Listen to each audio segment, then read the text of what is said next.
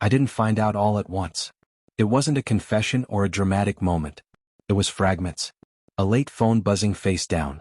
A smile that didn't belong to me. A sudden interest in privacy after 12 years of shared passwords and lazy transparency.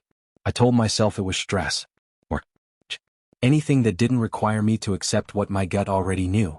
When I finally saw the messages, there was no shock. Just a quiet settling, like dust after something heavy falls. She hadn't been careless. She'd been comfortable. Comfortable enough to talk about me as if I were furniture. Dependable. Predictable. Safe. Words that sound harmless until you realize they're being used to justify betrayal. I didn't confront her. Not then.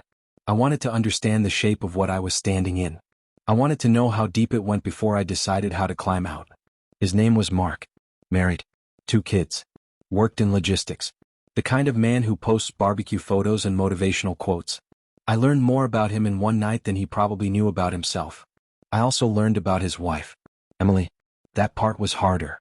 Not because she was innocent, but because she was invisible in all of it. She existed only as an obstacle they spoke around. I recognized that role. I'd been playing the male version of it for months. I slept on the couch that night, not out of anger but clarity. The next morning my wife acted normal. Asked if I wanted eggs. Kissed my cheek. That was when I understood something important. The affair wasn't a mistake. It was a system. And I was no longer willing to function inside it. I didn't expose her. I didn't raise my voice. I went to work. I did my job. I paid attention. And in the evenings, while she texted someone in another room, I planned quietly. Not revenge. Alignment. I wanted my actions to match my self-respect. Finding Emily was easy. Sending the message was not. I kept it simple. I told her the truth without adjectives or insults. I told her I wasn't interested in drama. I said if she wanted proof, I had it. She didn't, I understood. She replied 3 hours later with one sentence that told me everything. She said she'd suspected. We met a week later for coffee. Public place. Daytime. No secrets.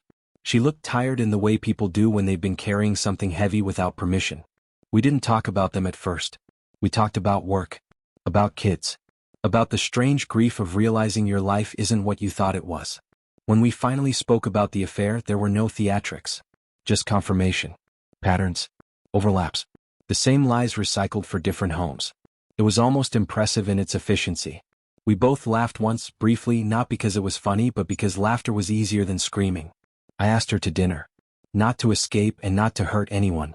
I told her that clearly. I said I wanted one evening where neither of us was defined by what had been done to us. She thought for a moment, then said yes. Not eagerly. Honestly. That night mattered more than I expected. Not because of romance. There was none. It mattered because for the first time in months I was seen without being used. We talked until the restaurant closed. We walked. We sat on a bench and watched traffic. We didn't cross lines. We didn't need to. I went home late. My wife was asleep. Her phone lit up on the nightstand. I didn't look. I didn't need to. Something had shifted. Not in her. In me. The next morning I told her I knew. I told her I was done. No accusations. No list of grievances.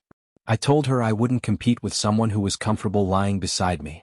I told her to take whatever time she needed to figure out who she wanted to be, because I was already clear on who I was. She cried. She apologized. She asked if we could fix it. I told her some things can be repaired and some things can only be replaced. Then I left. Emily texted me later that week. She said thank you. Not for dinner. For honesty. I understood that. So did she. Some dates change nothing. That one changed everything.